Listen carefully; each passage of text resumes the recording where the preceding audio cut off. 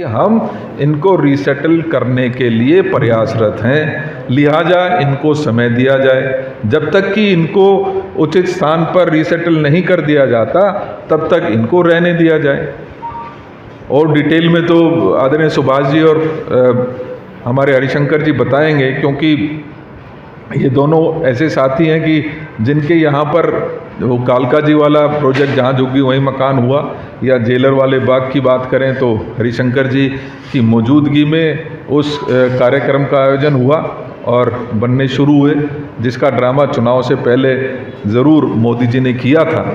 लेकिन कहीं ना कहीं जो परेशानियाँ वो लोग झेल रहे थे, जैसे ख़ास तौर पे अगर मैं चर्चा करूं कि बहुत सारे ऐसे परिवार थे जिनको इसलिए उजाड़ा गया कि आपका सर्वे में नाम नहीं है, जबकि वही परिवार 40-40, 50-50 साल से उन्हीं झुग्गी बस्तियों में रह रहा था। क्योंकि आज का ये जो कार्यक्रम हुआ, मैं चाहता हूँ कि इसको हम लगातार समय समय पर हमारी क्या सोच है, किस तरीके से हम इस जो दुराचार हो रहा है, इन लोगों के साथ अत्याचार हो रहा है, उसकी लड़ाई लड़ने के लिए कांग्रेस तैयार है। उसके बारे में मैं विस्तार से चर्चा करूंगा। लेकिन ये ज़रूर कहना चाहता हूं कि लोगों को कि आपका सर्वे में नाम नहीं है, उस नाम से उजाड़ा गया। आने वाली प्रेस कॉन्फ्रेंसेस में हम बहुत सारे ऐसे सारे साथी हमारे लीगल डिपार्टमेंट ने चिन्हित किए हैं जो 50-50 साल के, जिनके पास डॉक्यूमेंट्स हैं लेकिन उनका लिस्ट में नाम नहीं है। उनको कह दिया जा रहा है कि 2015 की पॉलिसी थी, 2015 से पहले आप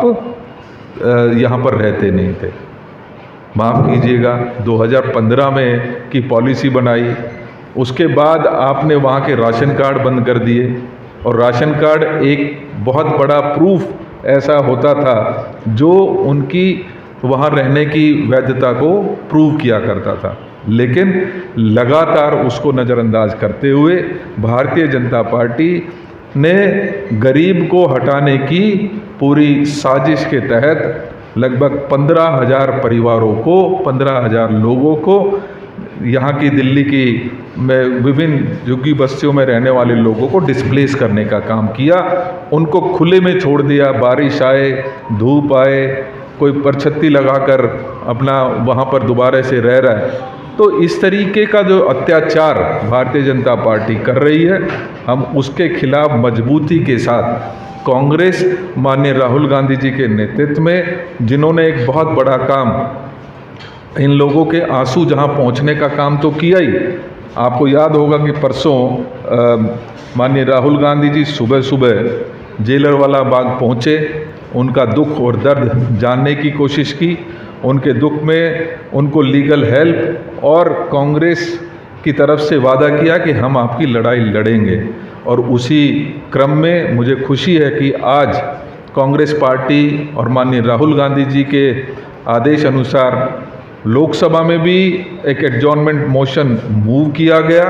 और उसमें एडजॉर्नमेंट मोशन जो था वो इसी विषय पर, इसी मुद्दे को लेकर किया गया था। लेकिन यहाँ पर भारतीय जनता पार्टी सपने तो दिखा सकती है, यहाँ ये तो कहेगी कि 700 करोड़, मैं सुन रहा था कल कि रेखा जी कह रही हैं 700 करोड़ रुपए का हमने, हाँ जी 786 करोड़ नहीं, 695 का है, वो 696 करोड़ रुपए का है बजट। लेकिन उस बजट में भी आपने जो डेवलपमेंट की बात की है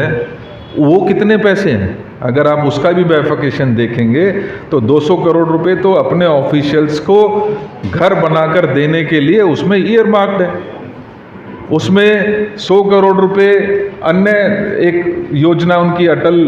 उसकी है, उसके लिए ईयर मार्क किए। माफ़ करना, आपका अपना डिपार्टमेंट कह रहा है 375 करोड़ रुपए उनको चाहिए, लेकिन उसके दूसरे को चाहिए डेवलपमेंट के लिए, लेकिन उसको मात्र 230 और 35 करोड़ में निपटाकर आप अखबार की सुर्खियां तो बटोर सकती हैं,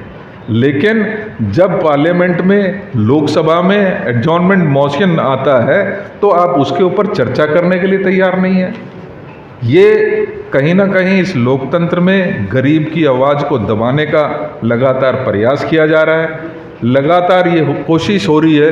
कि गरीब को पूरी तरीके से ख़त्म कर दिया जाए, चंद अमीरों को इसका फ़ायदा दिया जाए। तो मैं आप सभी साथियों से के माध्यम से उन सभी झुग्गी बस्ती वाले हमारे जो रहने वाले हैं, लगभग 675 हमारे ऐसे क्लस्टर्स हैं जहां पर लोग अपना आशियाना बसाकर दिल्ली में अपने छत को बचाने की एक जद्दोजहद, एक लड़ाई लड़ रहे हैं। मैं आपके सामने ये भी कहना चाहता हूं कि दिल्ली कांग्रेस ने भी माननीय राहुल गांधी जी के निर्देश पर, ऑल इंडिया कांग्रेस कमेटी के समर्थन से हमने भी, दिल्ली कांग्रेस ने भी लगातार जहां लोगों के बीच में जाकर उनकी आवाज़ बनने का काम किया है। आने वाले समय में हम एक पूरा 15 दिन का अभियान भी इसकी ओर करने जा रहे हैं, जिस